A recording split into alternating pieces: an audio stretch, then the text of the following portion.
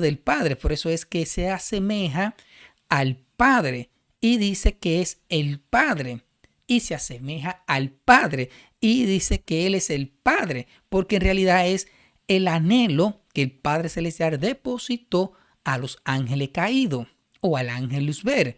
Entonces por eso es que se viene que este conflicto que viene desde ese siglo, que si el Padre, el Hijo y el Espíritu Santo son lo mismo, si son tres personas, todo proviene del Padre, pero son acciones, son expresiones diferentes. Ahora, vámonos con el Espíritu Santo. ¿Qué es el Espíritu? Es la esencia del Padre Celestial.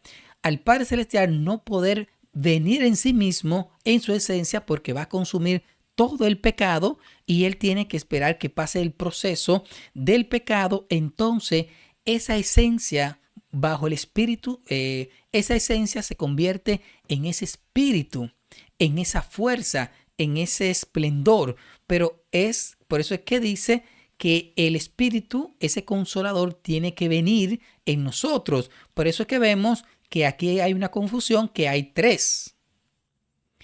El Hijo, nuestro Señor Jesucristo, el Espíritu, que ahora es el consolador que está entre vosotros, y el Padre Celestial. Claro, estos dos conceptos o estos dos razonamientos o estas dos cualidades, vamos a ponerle así, esas dos cualidades del Padre Celestial provienen del Padre. Tanto el Hijo como el Espíritu provienen del Padre. Significa que es parte del Padre. Ahora, que no es el Padre en sí mismo. Jesús no es el Padre. ¿Quién es Jesús?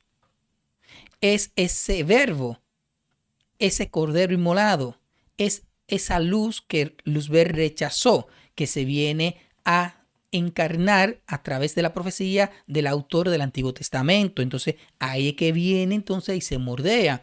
Ahora, ese espíritu es esa esencia que el Padre Celestial manda mordiadamente para que a través de esa esencia nosotros podamos reforzar, nosotros podamos sostenernos, nosotros podamos tener esa cualidad espiritual a través de la acción, porque hay que hacer la voluntad para obtener, para recibir el Espíritu Santo. Por eso es que yo digo que esas manifestaciones del Espíritu Santo yo no comparto muchas, yo respeto pero no las comparto. Entonces aquí vemos cómo es que tanto el Padre como el Hijo y el Espíritu Santo son tres. Son tres, pero no son tres personas diferentes. Son dos cualidades que el Padre Celestial en un momento determinado tuvo que depositar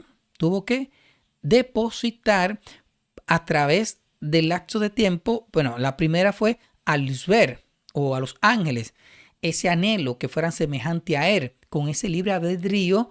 Entonces al ángel querubín verse con esa potestad, con ese esplendor, con esa semejanza al Padre, pero no era una potestad propia, no era un poder propio, era algo que él lo adquirió a través de esa postura, si siempre y cuando se asemeja al Padre. Entonces por eso es que esa semejanza del Padre entra en prueba, entra como el Cordero, entra como el Verbo, entra como la luz del mundo.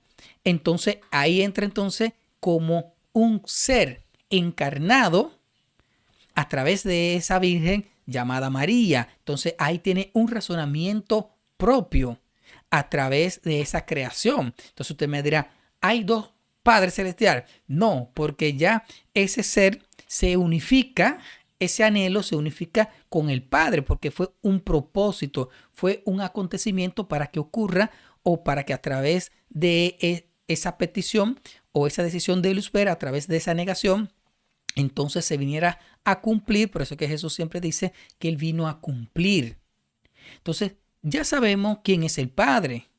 Es la fuente esencial, yo siempre le llamo así, la fuente de todo lo existente. Ahora, esa fuente comienza a crear a los ángeles y a través de los ángeles le da esa potestad de tener ese razonamiento propio, de elegir, de hacer y ese esplendor de su carácter. Entonces, para que a través de ese esplendor y de ese razonamiento propio, ellos puedan determinar, no hacer como, en poca palabra, un robot automatizado para un propósito. Él le dio ese libre albedrío, como así se nos inculcó a nosotros ese libre razonamiento propio, ese libre albedrío.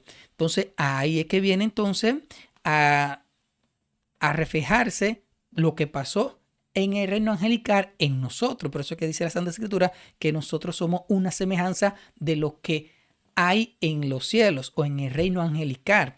Entonces, este proceso, por eso es que yo digo que las expresiones, yo le busco esa parte, esa interpretación a esas expresiones que encaje con la Biblia. Entonces ya podemos ver que esas expresiones, como se puede describir, en el principio era ser verbo y el verbo estaba con Dios, también el cordero inmolado antes de la creación del mundo, y también en Génesis cuando dice, y dijo Dios que exista la luz y la luz llegó a existir. Significa que ese verbo, ese concepto o ese esplendor del Padre Celestial, o esa característica del Padre Celestial viene desde un principio como que algo que no existía. Algo como que es algo como que Luzberg lo pone de ese sentido, como minimizando esa postura, ese carácter del Padre Celestial. Entonces, cuando una persona le diga a usted quién es Jesús, es el anhelo del Padre Celestial, es lo que el Padre quiere que nosotros seamos.